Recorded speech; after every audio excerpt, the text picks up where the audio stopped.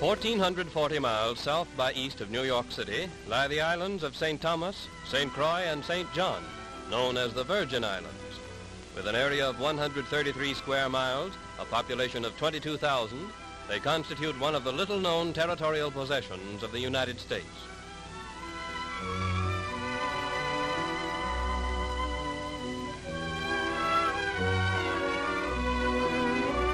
Our first glance of St. Croix, the largest of this group, is on one of the many beaches where swaying palms denote the ever-present trades, winds which temper the rays of a tropical sun and maintain a temperature between 70 and 90 degrees throughout the year.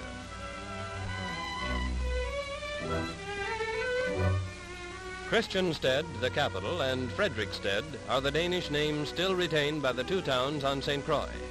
Here is Christiansted, where time has made little change in the tempo of life, and many picturesque people and interesting conveyances glide through its many streets. The widespread movement to develop recreation areas in the United States and her possessions with Civilian Conservation Corps labor has reached these distant shores.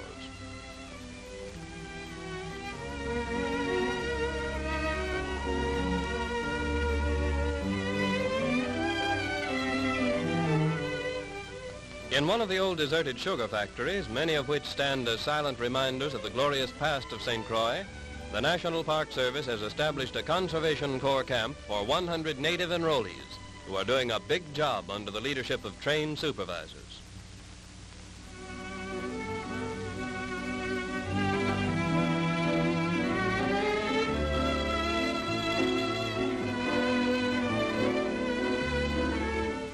The boys start out to their daily task with a quickened step in keeping with the important task before them. Divided into small groups, each having a leader selected from the enrollment on a merit system, they are transported to all parts of the islands, where a diversity of projects, such as tree planting, soil erosion control, landscaping, and playground construction, are well underway.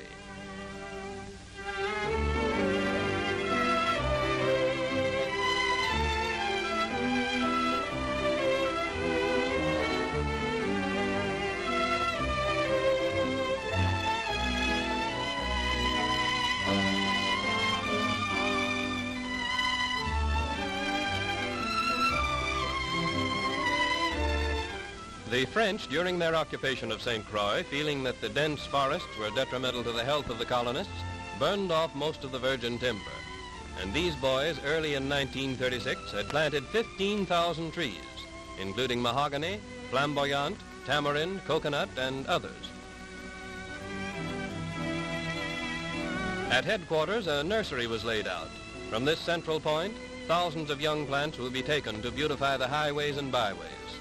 At the agricultural station near Christiansted, these same boys have planted and cared for 6,000 mahogany trees, which a future generation will view on the slopes of surrounding hills and appreciate as priceless trees, not as high-priced furniture.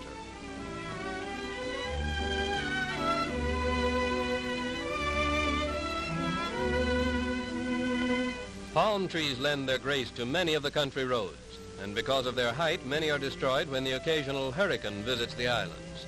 A definite replanting program is underway, and fast-growing young palms are taking their place in line to reach maturity during the lifetime of these men who set them out.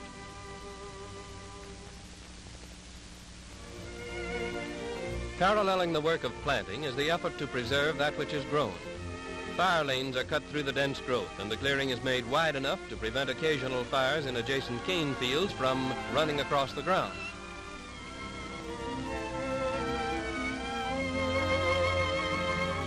Just outside the town of Frederiksted, on the westerly end of the islands, 15 acres of swampland are being filled in to make a community playground.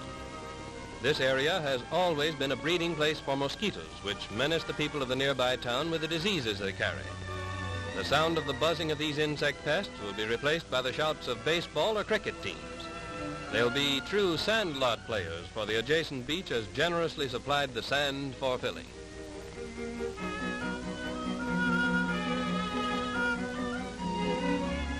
"40 miles across the blue waters of the Caribbean lies the island of St. Thomas, second largest of the group, inhabited by 10,000 people. Here, as on St. Croix, fires and the manufacture of charcoal for household use have cleared the timber off the hills, from the heights of which one has an unobstructed view of the town and harbor below.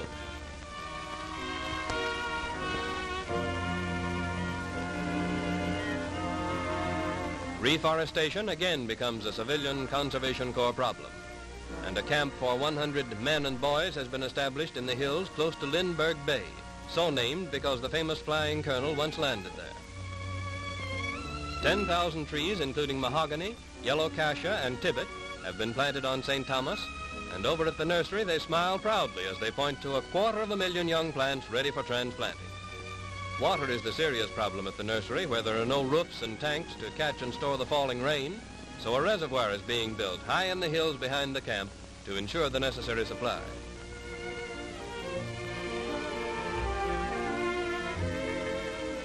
In town, a playground is under construction where baseball players may knock their home runs in the direction of Blackbeard Castle, built on a hill in the background. Broad fire lanes are being cut across the hills to check fires, which are destructive here because of high winds and scarcity of water. On narrow mountain roads, you meet the native worker with his conveyance, which requires nothing more than a sure foothold.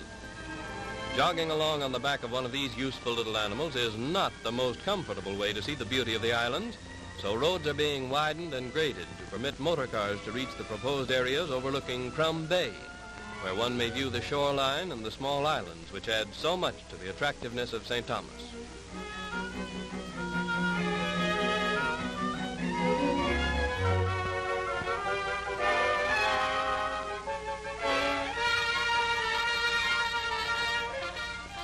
For those who prefer the physical exercise of hiking or the solitude of the dense jungle, trails are being constructed far up into the hills, where we may pause in the cool of the prevailing wind and look down upon the entrancing waters of the Caribbean and the lovely form of Lindbergh Bay.